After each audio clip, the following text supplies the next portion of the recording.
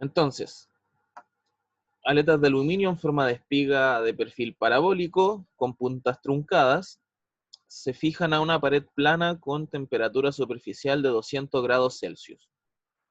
Ahí dice que se puede ver la figura que está adjunta abajo. Cada aleta tiene un largo de 20 milímetros y un diámetro de base de 5 milímetros. Las aletas están expuestas a una temperatura circundante de 25 grados Celsius y el coeficiente de transferencia de calor por convección, o sea, el H, es de 50 watts sobre metro cuadrado Kelvin. Si la conductividad térmica de las aletas es de 240 watts metro cuadrado Kelvin, ahí me parece que hay una equivocación, la conductividad debería estar en watt metro, no en watt metro cuadrado. Determina la razón de la transferencia de calor, la eficiencia y la efectividad de cada aleta. Ya, vamos a empezar a ir por parte y vamos a intentar resolver algunas dudas que podrían surgir en torno sobre todo a lo que es la eficiencia y a lo que es la efectividad de la aleta, ya que son conceptos radicalmente distintos y la solución numérica también es bastante diferente. Entonces, voy a dejar de compartir.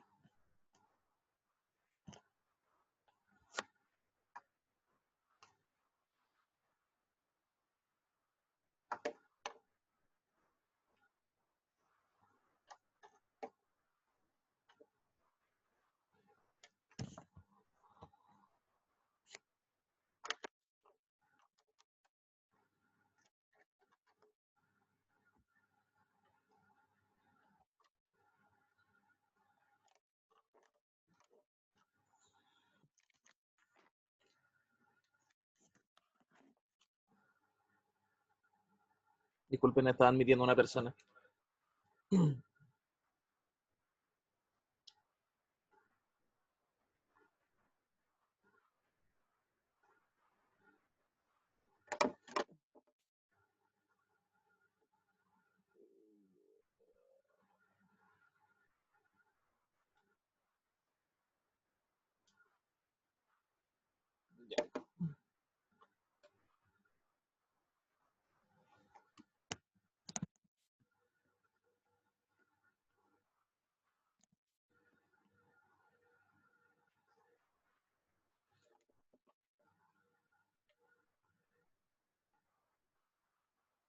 Entonces, el problema nos pide calcular la razón de transferencia de calor, la eficiencia de la aleta y la efectividad de la aleta. Y nos dan ciertos parámetros que son importantes en la resolución del problema. Entonces, como casi todos los problemas de transferencia de calor, que han visto al menos, necesitamos partir por las suposiciones. Entonces vamos a hacer las suposiciones.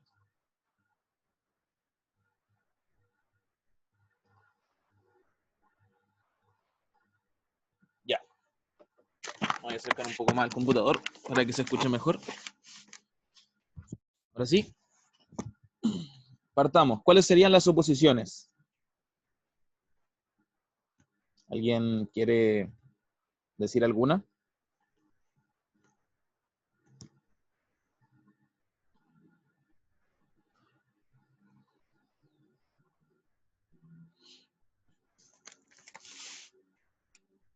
¿Será que es unidimensional? Ya, muy bien. La conducción de calor es unidimensional. Conducción de calor 1D. Muy bien. Esa siempre, de hecho, es una de las que más se utilizan dentro del curso. La conducción es unidimensional. Y yo voy a agregar que además es estacionaria. O sea, no nos interesa la parte temporal. Entonces, la conducción de calor es 1D y estacionario. O y estado estacionario. Um,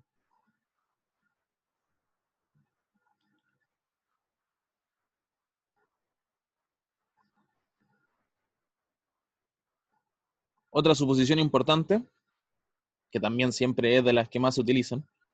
¿Alguien quiere proponer alguna otra?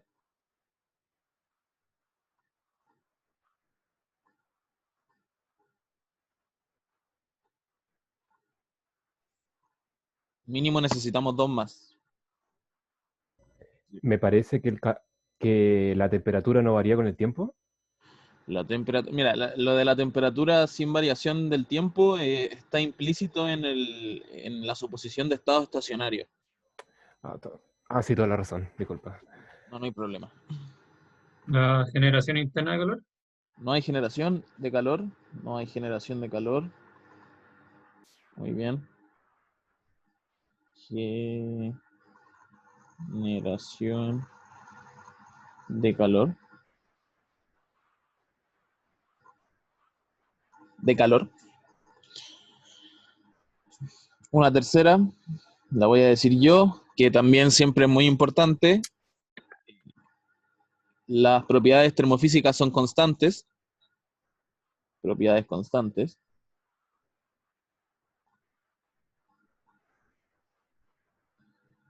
Constantes con la temperatura. Recuerden que eh, temperatura. Recuerden que teóricamente las propiedades no son constantes con la temperatura. De hecho, la densidad, la conductividad térmica, la capacidad calorífica y muchas otras propiedades termofísicas varían con la temperatura. Y por eso nosotros buscamos, dependiendo de la temperatura con la que estemos trabajando, todas esas propiedades. Entonces nosotros, para evitar tener problemas, sobre todo en la resolución de las ecuaciones diferenciales que tienen implícita la conductividad térmica, asumimos que dicha conductividad térmica es constante, porque si no es constante, se nos complica de gran manera la parte de la integral. Y además la variación es tan pequeña que realmente no influye ni incide de gran manera el considerarla constante. ¿Alguien más quiere proponer alguna otra? ¿Una más importante? ¿Servirá en este caso que el material es homogéneo? Sí, sí, sí, sí. Pero esa la podríamos agregar a las propiedades constantes con temperatura y material homogéneo, le voy a poner. Ya que el material sea homogéneo implica hasta cierto grado que las propiedades que las propiedades no sean anisotrópicas, y entonces en cualquier cara la conductividad térmica es igual. O sea, las propiedades constantes con temperatura hablan de cómo evoluciona la conductividad térmica a lo largo del tiempo, y material homogéneo lo que diría es que homogéneo, homogéneo, que la conductividad térmica no varía en ninguna parte espacial, en ninguna dirección. O sea, independiente de la geometría o la parte en la que estemos del material, la conductividad es la misma. Así que esa vendría como implícita en la suposición número 3.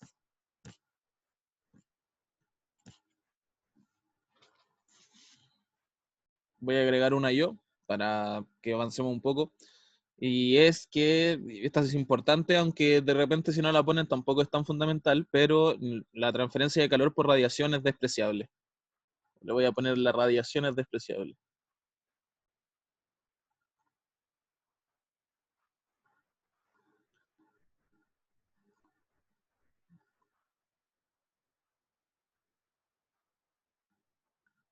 Más adelante en el curso verán la teoría de radiación, y entonces cuando la calculen se darán cuenta que realmente la radiación muchas veces es despreciable. Perdón, sobre todo cuando tenemos temperaturas tan bajas.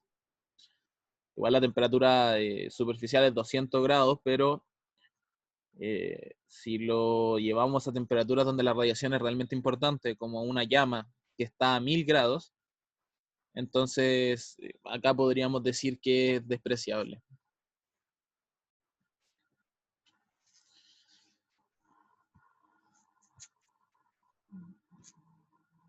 Entonces empecemos a resolver el ejercicio. Borraré estas suposiciones y anotaré los datos más importantes.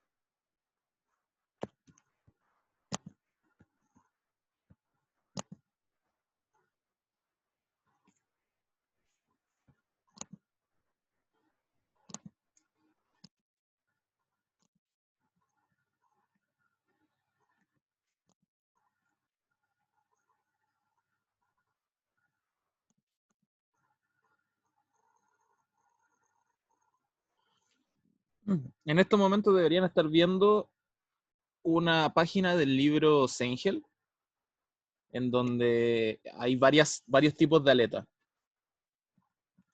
¿Me confirman que es así, por favor? Sí, se ve.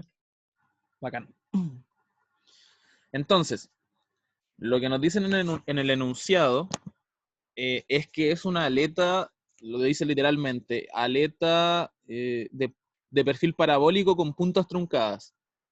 O sea, son varias aletas realmente, pero acá nos dicen solamente una aleta, que sería perfil parabólico con la punta truncada. Entonces, seguramente cuando ustedes se vean enfrentados a un problema de este tipo, van a tener que venir a esta tabla y buscar la aleta que les están solicitando. De hecho, esta pregunta, o sea, este tipo de preguntas fue una de las variaciones que tuvo la PEP 1 el semestre pasado. A diferentes personas se le asignaron diferentes tipos de aletas. Entonces, en particular, la que nos interesa me parece que es la última, que dice aleta de espiga de perfil parabólico con la punta truncada. ¿Qué nos interesa de esta aleta? Es el área de la aleta. El área de la aleta es importante, ya que en base a ella vamos a calcular la eficiencia de la aleta.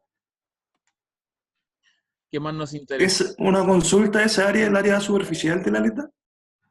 Claro, sería el equivalente al área superficial de la aleta, al área en el que está vista la convección. Ok. Muy bien. Entonces nos interesa el área de la aleta, como ya les decía, para poder calcular en el fondo el calor, ya que el calor, si volvemos aquí, que es la pizarrita, estoy intercambiando entre la pizarra y...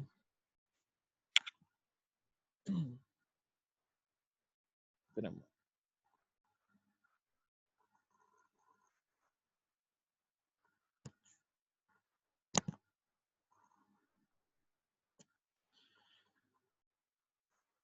El calor de la aleta, el Q, es igual a la eficiencia de la aleta, la eficiencia, por el coeficiente convectivo, por el área de la aleta, que es el área que nos piden calcular ahí, por la temperatura en la base de la aleta, menos la temperatura de flujo libre del fluido con el que estamos trabajando. Y entonces la primera pregunta nos pide la razón de tasa de transferencia de calor, y nos dan el H, este es conocido, la temperatura, este también es conocido, bueno, las dos temperaturas, y nos faltaría entonces despejar la eficiencia, estos son conocidos.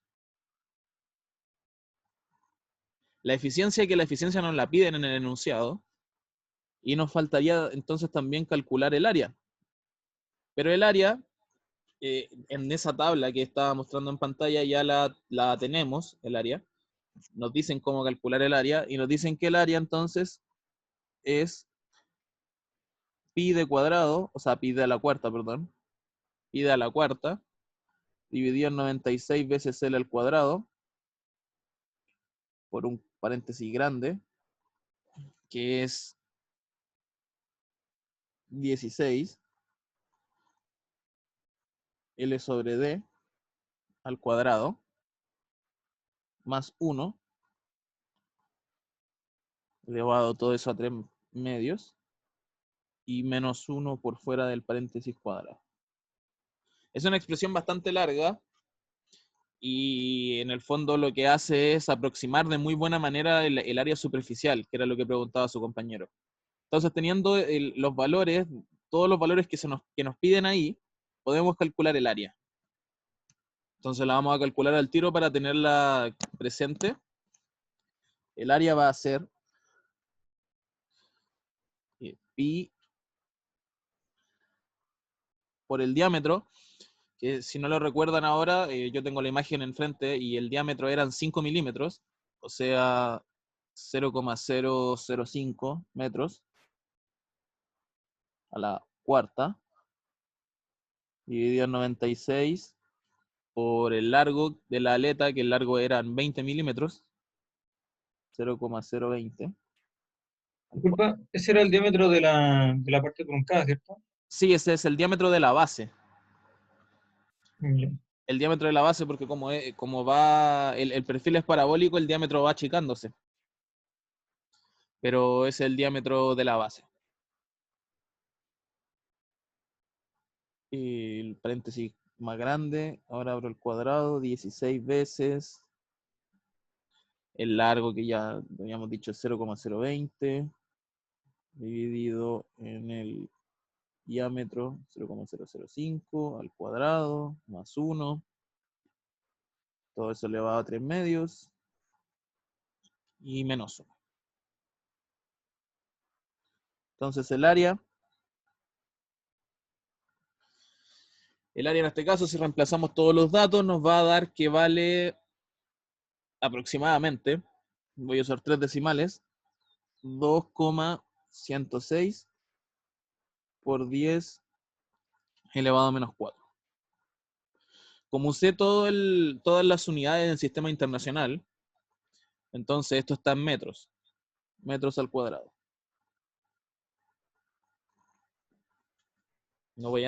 Ese dato hay que guardarlo, así que es importante para que ustedes sepan igual de dónde salió. Tenemos el área entonces, ahora el área está calculada, y para calcular el flujo de calor obligatoriamente tenemos que calcular la eficiencia. Entonces vamos a dejar un poco de lado esta área que está calculada y nos vamos a meter de lleno en calcular la eficiencia. Entonces borraré nuevamente la pizarra. Mientras tanto, les comparto pantalla de algo importante.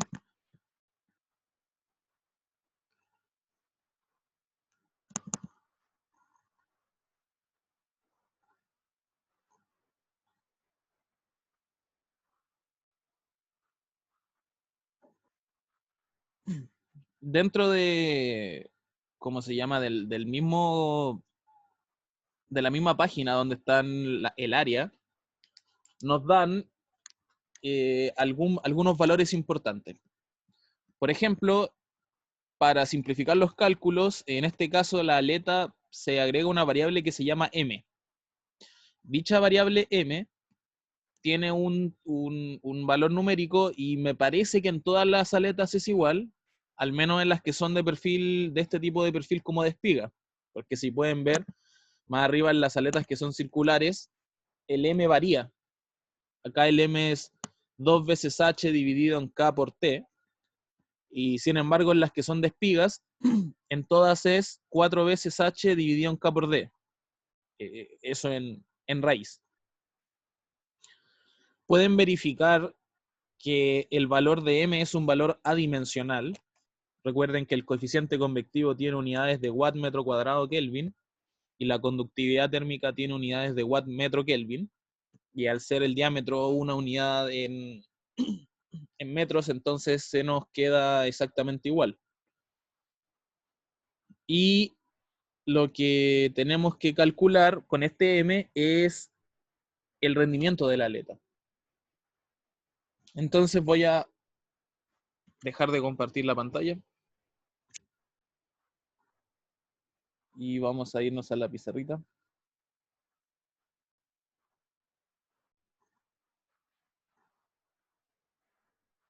Chanfles, abrí el Wise. Una consulta, ¿la función del M es solo para calcular el rendimiento? Sí, la eficiencia. La El M, eficiencia. sí, el Vale. M se utiliza para calcular la eficiencia. Igual en algunas aletas vas a encontrar que, por ejemplo, el perfil de temperatura, si lo calculas, depende del M. Entonces, igual es una variable que siempre es importante tener en consideración.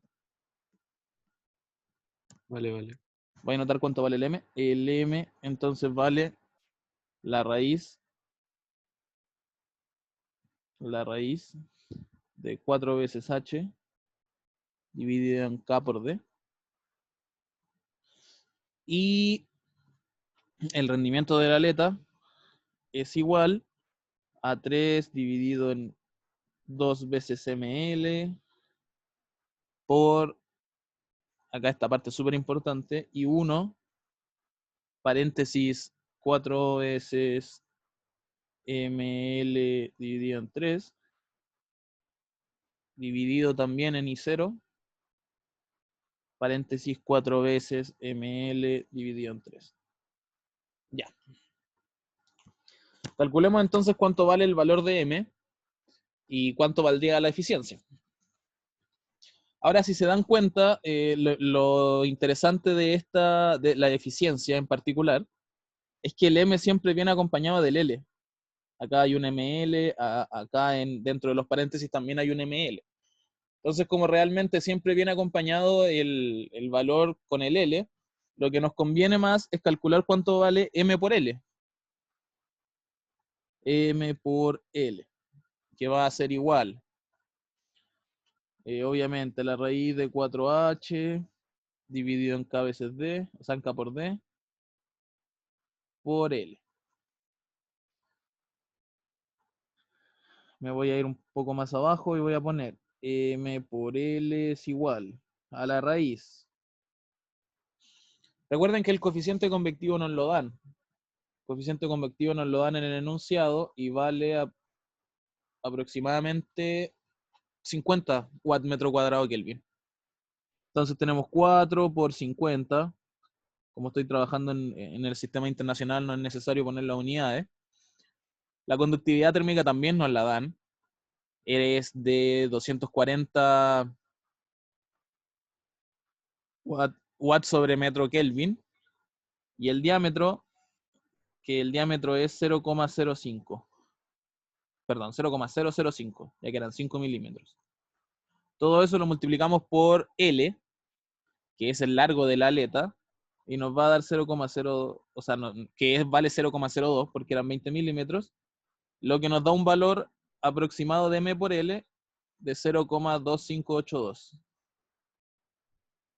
Entonces, teniendo el valor de m por L, estamos casi listos.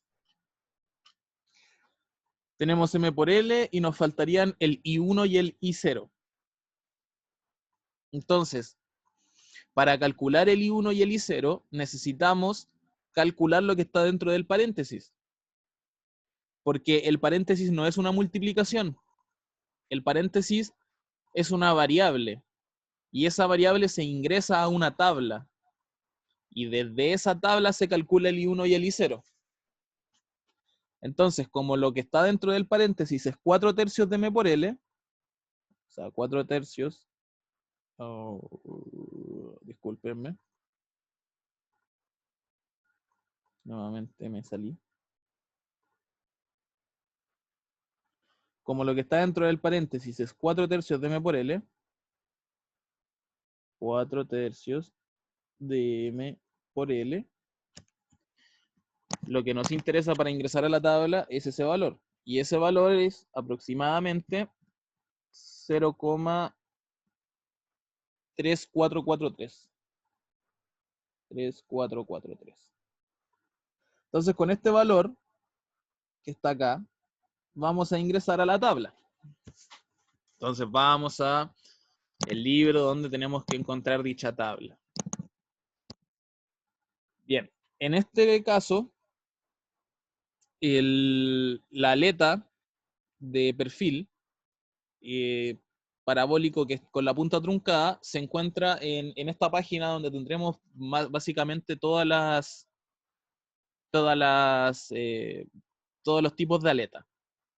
Y si se dan cuenta, la mayoría de las eficiencias de las aletas, salvo algunas pocas como la que está encima, que es una con perfil parabólico pero sin la punta truncada, dependen de los valores de I1, I0 y en algún caso hasta de I2.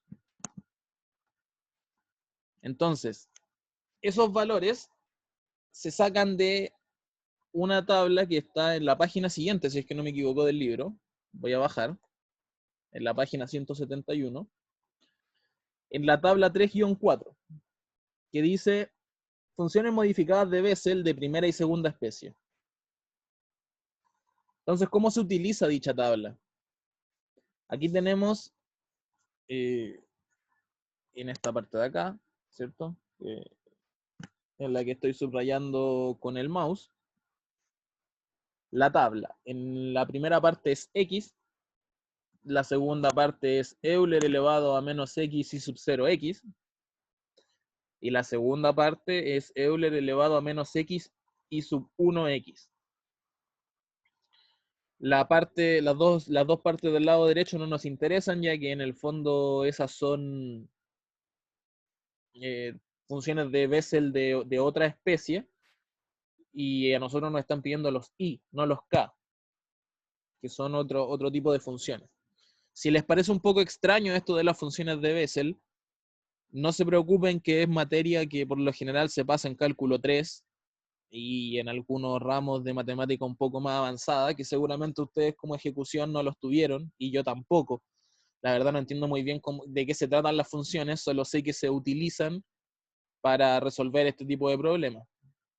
Entonces lo importante es que con estos valores nosotros ingresemos a dicha tabla, y con dicha tabla calculemos cuánto vale I sub 0 y cuánto vale I sub 1. Voy a volver a la pizarra. Un poco lenta esta transición, pero ya habíamos calculado que de donde tenemos que sacar las funciones de Bessel valen aproximadamente 0,3443, que sería más o menos el valor en el que nosotros tenemos que ingresar a la tabla.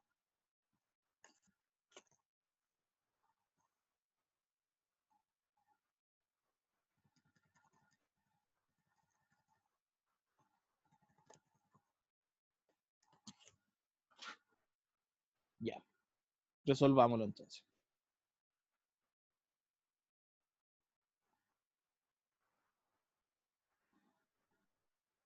Seguramente para los que están en el laboratorio conmigo, habrán entendido un poco, o quizás habrán aprendido que la interpolación lineal no siempre es una buena forma de aproximar algunos resultados. De hecho, la interpolación lineal, que es una de las cosas que se utiliza mucho a nivel de ingeniería, es bastante mala para predecir algunas cosas, para predecir sobre todo algunas variables. Pero lamentablemente, como no tenemos mucho tiempo, sobre todo en las pruebas y a nivel de ejercicio, a nivel de evaluación, necesitamos sí o sí utilizar interpolaciones lineales. Por lo tanto, para aproximar el valor, vamos a utilizar una interpolación lineal. Entonces la tabla, que la voy a intentar resumir un poquito, tenemos acá X, Euler a la menos X por I0, y Euler a la menos X por I1. Los valores que nos interesan serían el 0,2, ¿cierto? Que sería el valor que está en la tabla, y el 0,4, que sería el otro valor que está en la tabla. Entonces dice que en 0,2 la primera vale 0,8269. Abajo 0,6974. El otro es 0,0823. Y el de más abajo 0,1368. Entonces, si nosotros interpolamos linealmente,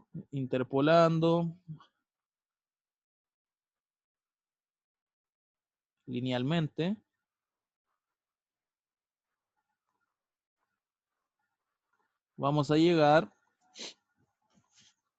a que los valores para el X, que es 0,3443, van a ser, para el caso de Euler a la menos X por I sub 0, 0,7335. Y para el caso de la segunda expresión, que es el valor de I sub 1, 0,1216. Ya, entonces si nosotros interpolamos, vamos a llegar a esos valores. Ojo con algo súper importante, y es que estos valores no son ni 0 ni 1.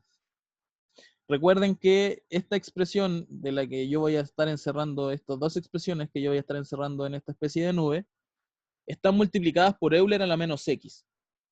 Y en la tabla se expresan de esa forma para que la tabla quede de mejor manera, ya que si no sería muy complicado. ¿Y qué es lo que sucede? Si en la tabla dejaran I0 e I1, la interpolación lineal sería aún peor de lo que ya es. Imagínense que esta interpolación es mala. Cuando nosotros le agregamos un componente exponencial a la tabla, cuando se interpola linealmente, obviamente los resultados van a ser pésimos. Si estamos intentando aproximar una curva que se comporta de manera exponencial con una recta, lo cual no tiene ningún sentido. Entonces, lo que intenta la tabla en este caso es linealizar de cierta manera la variable. Y para linealizar dicha variable agregan el Euler a la menos x, pero el x no es una variable que acompaña al I0 o al I1, sino que el x es el mismo valor que nosotros estamos utilizando para encontrar las funciones. O sea que, realmente, la primera ecuación es Euler elevado a menos 0,3443 por I0 es igual a 0,7335. Y la segunda sería Euler elevado a menos 0,3443 por I1 igual a 0,1216. Eso es súper importante, ya que para encontrar el valor de I0 y el valor de I1, lo que tenemos que hacer es pasar dividiendo el Euler elevado al número, al X que es el que nosotros estamos usando. Y entonces vamos a llegar a que los valores de I0 el valor de I0 es 1,035 y el valor de I1 es aproximadamente 0,1716. Entonces aquí tendríamos los valores, ahora sí, los valores de, como yo les decía, estos I0 y I1. Eso también ocurrió en la prueba de que estuvieron un poco mareados en la PEP 1 encontrando los valores de I0 e I1. Por eso le doy tanto énfasis respecto al cálculo. Una consulta, Dígame. para el caso de los modelos de aleta que ocupan I2, Ajá. se saca de otra tabla, porque ahí aparece I0, 1 y K0, K1. Ya, te lo digo al tiro. Déjame compartir el libro. Compartamos el libro.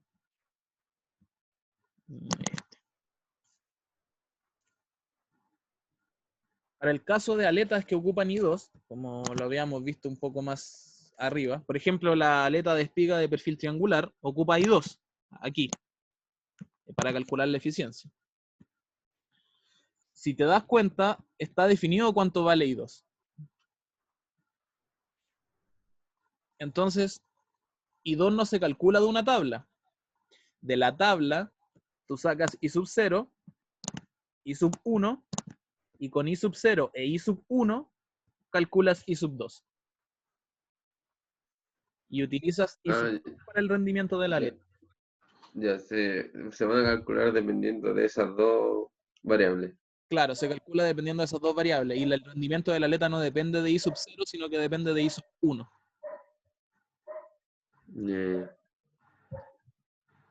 Entonces ahí más o menos está definido dentro del libro todo lo que se tiene que hacer para poder resolverlo. Hay algunos que utilizan las funciones K. Aquí, por ejemplo, las aletas circulares de perfil rectangular utilizan las funciones K. Y además de las I. Y tienen un coeficiente definido que es C. Entonces, algunas aletas se complican bastante en su resolución. Así que yo les recomendaría siempre utilizar algún software o algo para resolver los problemas de aleta. Un software que no se equivoque en calcular, como lo es MATCAD o SMAT Studio, que se utiliza en el ramo de diseño mecánico, que son software que en el fondo uno le agrega variables y nos dan los resultados. Incluso el MATCAD, uno le puede agregar las unidades de medida y no se equivoca en conversiones. Así que yo le recomendaría utilizar ese tipo de programas para resolver este tipo de problemas. Voy a volver entonces a lo otro.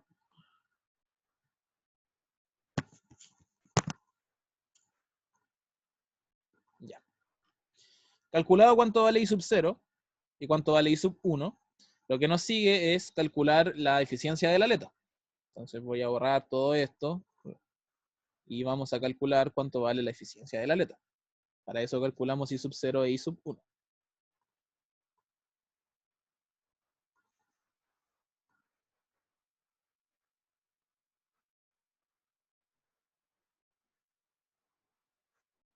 Vamos.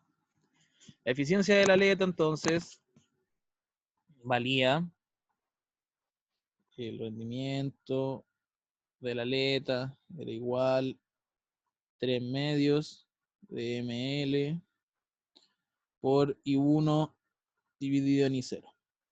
Que ya están calculadas las respectivas I1 y I0 en función a lo que nosotros habíamos sacado de la tabla anteriormente. Entonces esto sería 3 medios.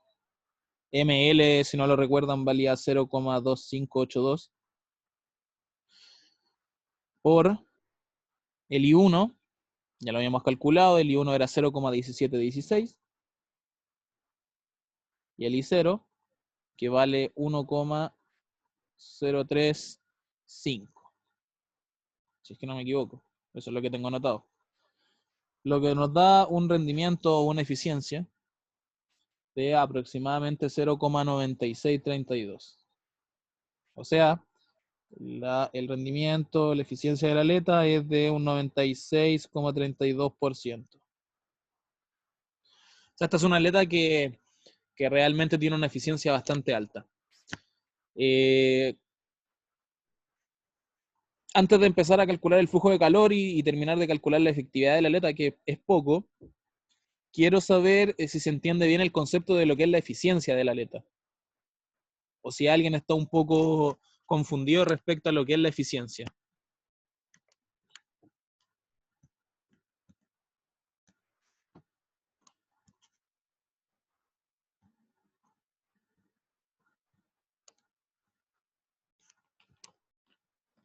¿Está clara el concepto? ¿Les quedó claro con lo que les pasó el profesor? ¿De lo que es la eficiencia?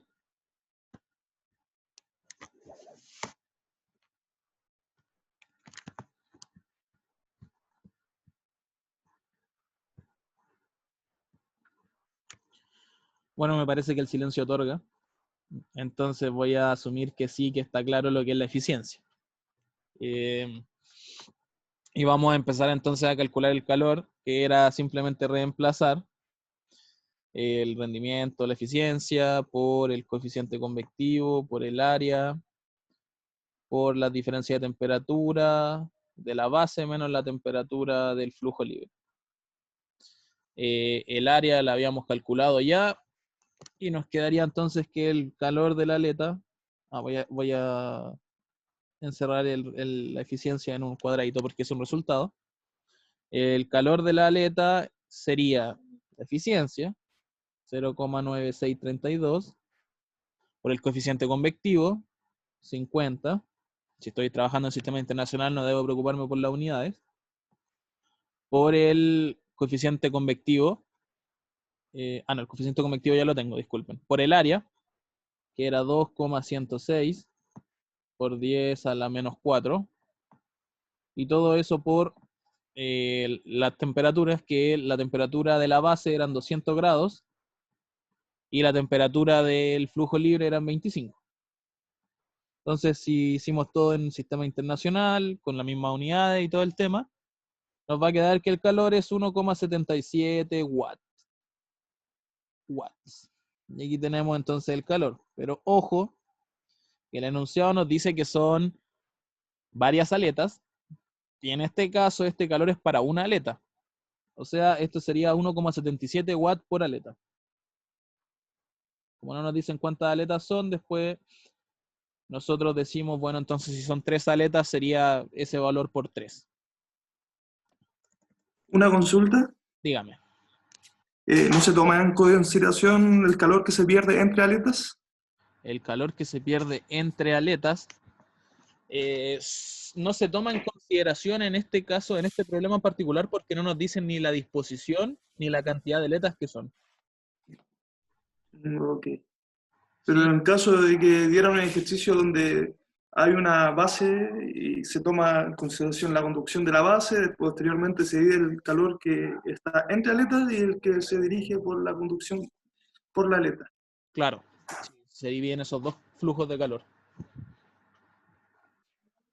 Hay que Ok. considerar, en ese caso habría que sí considerar el calor que se pierde entre aletas. Bueno, Ya, entonces nos falta la efectividad, que es un concepto un tanto extraño y el que tenemos que... Bueno, les voy a hacer la misma pregunta que con la eficiencia. ¿Se entiende bien lo que es la efectividad de una aleta? No, yo por lo menos eso no lo tengo claro.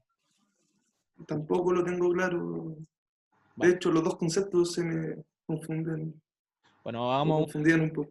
Bueno, no te preocupes. Hagamos una... Ahora sí vamos a hacer una explicación rápida respecto a lo que es la eficiencia y cómo se diferencia de la efectividad. Entonces, supongamos, hagamos un caso clásico. Un muro que tiene una aleta. Entonces, una aleta de esta forma. Ahora dice que está allá al medio. Entonces, lo que ocurre con la eficiencia, que es el rendimiento o el que se denomina como letra N, es que las aletas, teóricamente, toda su temperatura en la aleta es una. O sea, la temperatura en toda la aleta debería ser la misma que en la punta. Entonces, la temperatura, le voy a poner acá T sub P. Para el caso de la aleta ideal,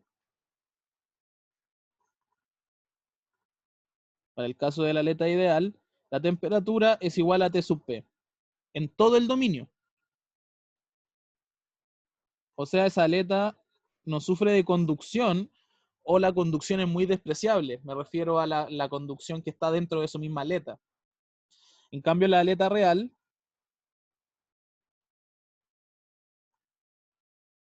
tiene una distribución de temperatura que depende, por ejemplo, de si esto sería el eje X y hacia arriba el eje Y, depende de la función, o sea, depende de la distribución de temperatura en X. Y es distinta a T sub P. O sea, es T sub P, pero solamente en la punta de la aleta. No es T sub P en toda la aleta. Entonces, la eficiencia nos dice el flujo de calor o el calor de la aleta real o el calor real sobre el calor de la aleta ideal. Eso es lo que nos dice. O sea, si la aleta fuera ideal, debería dar más, o sea, debería disipar más calor, debería haber un flujo de calor más grande que si la aleta es real. Y como ustedes pueden darse cuenta, mientras más larga sea la aleta, la eficiencia de la aleta va a ser más baja. Porque la distribución de temperatura que va a tener dicha aleta es mucho más agresiva, tiene mucho más valores, porque mientras más largo sea el perfil de temperatura siempre va a variar más. Entonces, en ese caso, estamos hablando de eficiencia. Y la efectividad, voy a separar aquí, efectividad de la aleta, efectividad,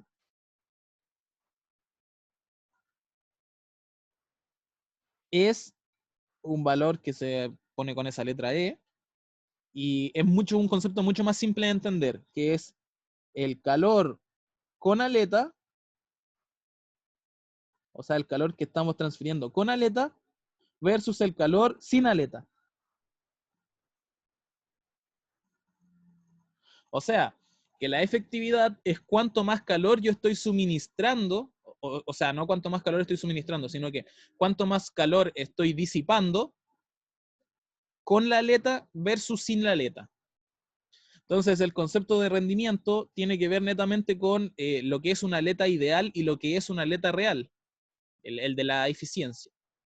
Y el de la efectividad, al contrario, es una medida para cuantificar cuánto yo estoy sacando de calor con la aleta y cuánto estoy sacando, o sea, versus cuánto estoy sacando sin la aleta.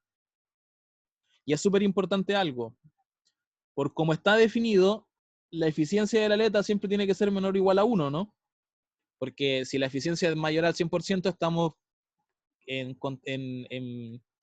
estamos viendo una aleta que es demasiado genial, o sea, algo que supera incluso lo ideal. Y eso no existe, ni siquiera el 1 debería existir dentro del mundo físico real. En cambio, cuando estamos hablando de la efectividad, tiene que ser sí o sí mayor que 1. Porque si no es mayor que 1, significa que mi calor con aleta está disminuyendo. O sea que yo al agregar la aleta, que es un dispositivo para disipar calor, estoy haciendo que la superficie tenga menor flujo de calor. O sea, estoy haciendo que disipe menos, lo cual no tiene ningún sentido. O sea, son conceptos bastante diferentes, pero que a nivel de nombre se pueden confundir. Entonces, cuando hablen de efectividad es la relación entre el calor con aleta y sin aleta, y cuando hablen de eficiencia es la relación entre el calor real de una aleta real y entre el calor ideal de la aleta ideal, en la que la temperatura de toda la aleta es la temperatura en la punta. No sé si les queda claro con eso. Sí, a mí al menos me quedó claro. Mucho más claro. Ya, entonces la efectividad, como la acabamos de definir, la efectividad era la relación entre el calor con aleta y el calor sin aleta. Entonces el calor con aleta ya lo tenemos calculado. Lo calculamos hace poquito, con la eficiencia y todo eso que ya hemos calculado. La efectividad entonces va a ser el Q que calculamos dividido en el calor de la base sin que tuviera aleta. Entonces sería Q dividido, este sería Q de la aleta, que ya lo calculamos, dividido Q sin aleta. Sin aleta. Y el Q sin aleta, le voy a poner Q sin aleta, se calcula con la misma ecuación, sin la eficiencia porque no tendríamos eficiencia, es el coeficiente convectivo por el área de la base, pero sin aleta, por la diferencia de temperatura de la base menos la temperatura infinito, que sería la temperatura de flujo libre. Entonces, el área de la base sin aleta, es tomar en consideración la circunferencia que dejaría la no presencia de aleta. Recuerden que esta aleta era de esta forma. Era una especie de truncamiento, así. Era una aleta que tenía un perfil parabólico. Y el diámetro de la base era D. Entonces, si no existiera la aleta, lo único que nos quedaría sería el área de esta base, el área de la base. O sea, el área de la base sin aleta realmente es el área, como dice ahí, de la base solamente, de la pura base de la aleta. Entonces, lo cual nos quedaría fácil, y el área sería pi por d al cuadrado, perdón, dividido en 4, que sería esa área que está marcada en negro. Entonces, si nosotros calculamos cuánto vale esa área, vamos a llegar a la conclusión, bueno, en realidad no es necesario calcular el área, si calculamos el calor que nos interesa, que es el calor sin aleta, nos va a dar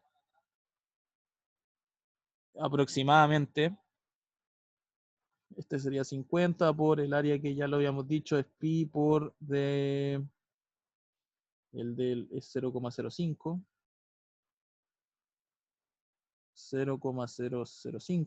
al cuadrado, dividido en 4, por el 200 menos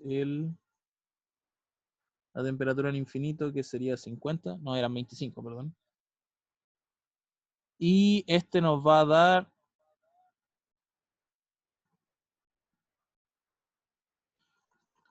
0,17 aproximadamente. Vamos a poner aproximadamente. De hecho es 0,177 watts. Entonces, si nosotros ingresamos este flujo de calor a la ecuación de la efectividad, que el calor sin aleta lo habíamos calculado, era 1,77 dividido en 0,177, nos va a dar que la efectividad de la aleta es de aproximadamente 10. Y aquí tenemos que, lo que significa es que el problema sin aleta versus el problema con aleta es 10 veces menos eficaz para las condiciones que nos están pidiendo, para las condiciones requeridas. O sea que el agregar la aleta nos da una ventaja de 10 veces más calor transferido. Entonces, ahí tendríamos todo lo que nos interesa, tendríamos la eficiencia, ya la calculamos, era 90 y tanto %. El calor era 1,77 watts por aleta. Y la efectividad entonces sería la que está en pantalla, que es de aproximadamente 10. Si ustedes lo hacen, seguramente les va a dar 10, algo, porque el Q que puse ahí abajo está bastante aproximado. Entonces, creo que estaríamos hasta acá, son las 12:40 y acabamos de cumplir la hora. Lo único que les quiero decir es que como las funciones de Bessel, yo les decía, son altamente no lineal, si ustedes hacen esto con un software que tenga integrada la función de Bessel, la eficiencia les va a dar mucho más alta, aproximadamente un 99%, o 98,8, una cosa así. Entonces, para que se den cuenta que realmente la interpolación lineal no es tan genial como la venden, sobre todo en termodinámica, que en termodinámica dicen que todo se puede hacer con interpolación lineal. La verdad es que la interpolación lineal en algunos casos es mala, muy mala, y en este caso en particular es bastante mala, porque nos da una eficiencia, bueno, es un 2%, pero a nivel industrial un 2% importa bastante. Entonces, si quieren aprender un poco más a resolver estos ejercicios para cosas que sean de carácter real, podrían intentar buscar un poco la teoría de aproximación y sobre todo de interpolación, donde hablan de otras interpolaciones que no necesariamente son lineales. Ya. Voy a dejar de grabar.